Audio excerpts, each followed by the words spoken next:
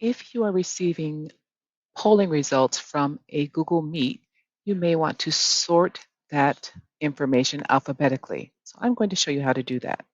Here I am in Google Sheets, and I see that there are two poll questions.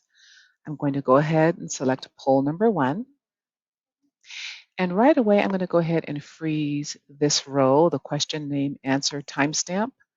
I'm going to select the first row by tapping on the 1. I'm going to go up to View, Freeze, and I'm going to freeze the 1 row so that this information can be sorted and that will stay at the top. Okay, next, I'm going to go ahead and insert 2 columns so that I can separate students' first and last names.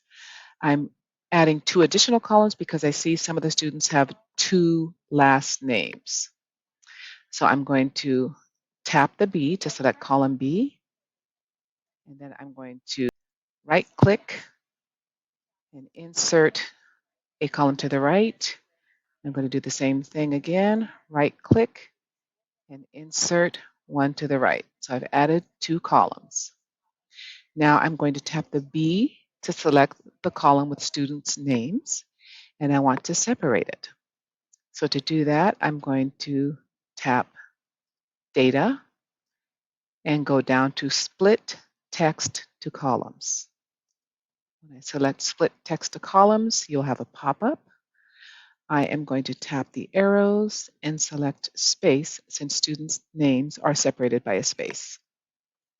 Once I select Space, you'll notice that the names have been separated accordingly. So now I see that this student answered this way for the poll, etc. Now we need to sort. And I'm assuming you want to sort by last name. So I'm going to select that column. And then going to go to the Data tab again.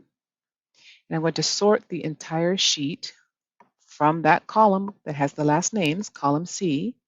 And I'm going to sort them alphabetically from A to Z. And now your entire spreadsheet has been sorted by student name and the results for their poll answers.